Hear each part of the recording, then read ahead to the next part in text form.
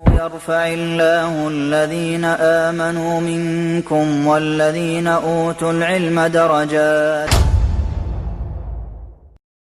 அன்புள்ள சகோதர சகோதரிகளே, நமது KECT அமைப்பு கடந்த 26 ஆண்டுகளுக்கு மேலாக நமது கீழக்கரையில் பல மார்க்க மற்றும் சமுதாய பணிகளை தொடர்ந்து செய்து வருகிறது. இந்த பணிகளை இன்னும் விரிவுபடுத்தும் வகையில் மஸ்ஜித் விரிவாக்க பணி தொடர்ந்து நடைபெற்று வருகிறது. இந்த பணி முழுமையடைய உங்களுடைய பொருளாதார உதவி தேவைப்படுகிறது. அல்லாஹ்வுடைய தூதர் கூறினார்கள், மன் பனா லில்லாஹி மஸ்ஜிதன் பனல்லாஹு லஹு பைத்தன் ஃபில் ஜன்னah. யார் அல்லாஹ்வுக்காக ஒரு பள்ளிவாசலை கட்டுவாரோ அல்லாஹு தஆலா அவருக்காக சொர்க்கத்தில் ஒரு வீட்டை கட்டுகின்றான் என்று. அல்லாஹ்வுடைய பள்ளி கட்டுமான பணிக்காக அதிகமாக பொருளாதாரத்தை செலவு செய்வோம். அஸ்ஸலாமு அலைக்கும் வரஹ்மத்துல்லாஹி வபரகாத்துஹு.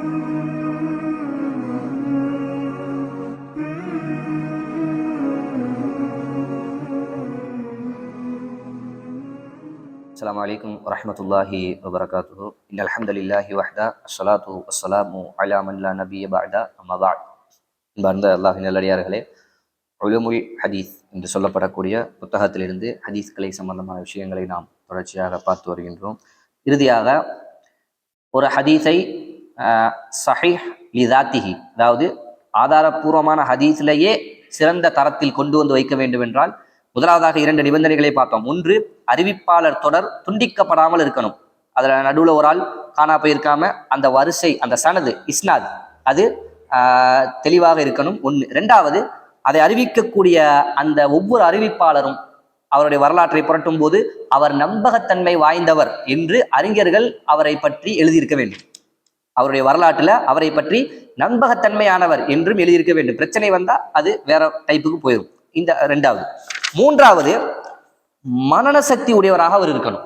பாருங்க, ஒரு ஹதீஸை ஒரு ஆள்கிட்ட இருந்து பதிவு செய்வதற்கு எதையெல்லாம் பார்க்கறாங்கன்னு அவர் நல்ல மனன சக்தி உள்ள ஆளான்னு பார்க்கணும்.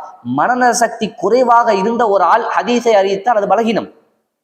ஒருத்தர் ஹதீஸ் அறிவிக்கிறாரு, அவரு மனன சக்தியில கொஞ்சம் கோளாறு உள்ளாரு அப்படின்னா ஒரு 90%, 95% பிரச்சனை உண்டு.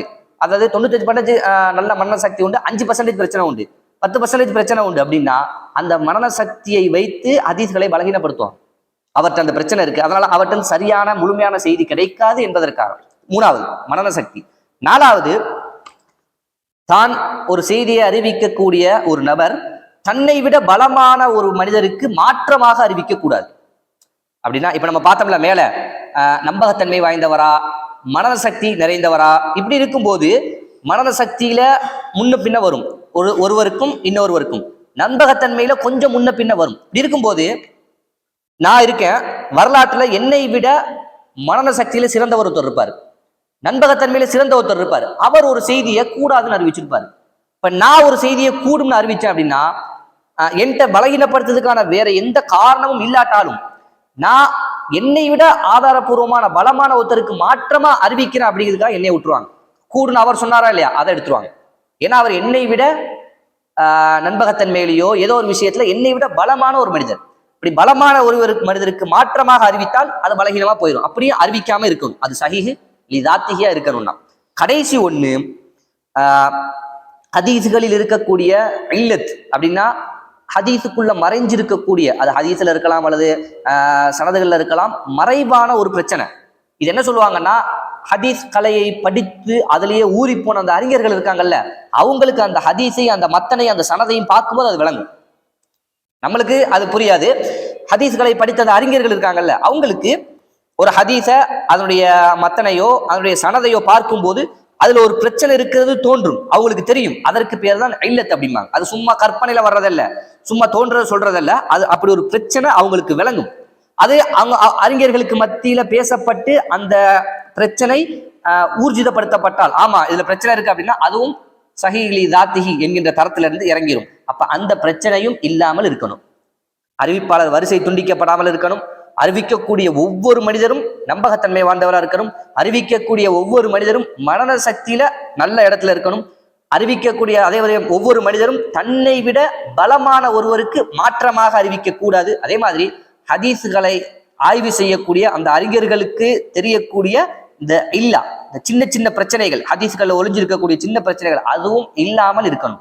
இப்படி இந்த 5 நிபந்தனைகளும் ஒரு ஹதீஸில் ஒரு சேர இருக்குமானால் அது சஹீஹ் லி தாத்திஹி, அதாவது ஆதாரபூர்வமான ஹதீஸ்லயே சிறந்த ஹதீஸ் என்கின்ற இடத்திற்கு வரும். சரிங்களா? இது முதல் விஷயம்.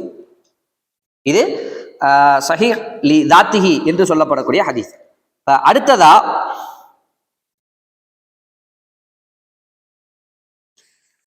இதுல ஒரு சில விஷயங்களை விளக்கியிருக்காங்க. அதாவது ஒரு சஹீஹான ஹதீஸு குர்ஆனுக்கு முரண்படுமா அப்படிங்கிறத சொல்ல வராங்க. இதுக்கு பதில் என்னன்னா, பெருசா அதை பத்திலாம் யோசிக்கவே தேவையில்லை, முரண்படாது. நம்ம ஆரம்பத்திலேயே சொன்னோம், குர்ஆன் எப்படி வஹியோ ஹதீஸும் அதே மாதிரி வஹி.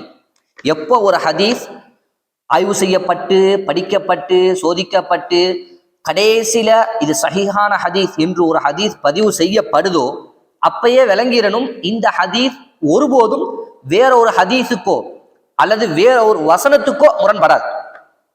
ஒரு ஹதீஸ் வேறொரு இன்னொரு சஹீஹான ஹதீஸுக்கோ அல்லது ஒரு குர்ஆன் வசனத்துக்கோ இந்த சஹீஹான ஹதீஸ் என்ன செய்யாது, முரண்படாது.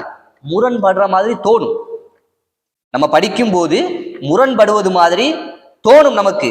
ஏன்னா ஒரு இடத்துல அல்லாஹ் ஒரு செய்தியை கூடாதும்பாங்க, ஒரு செய்தியை கூடும்பாங்க. உதாரணமா அல்லாஹ் அடுத்தவர் உட்காந்து தண்ணி குடிக்கணும்னு சொன்னாங்க, அல்லாஹ் அடுத்தவர் நின்று குடிச்சது ஆதாரம் இருக்கு, ரெண்டும் ஆதாரபூர்வமான ஹதீஸ்.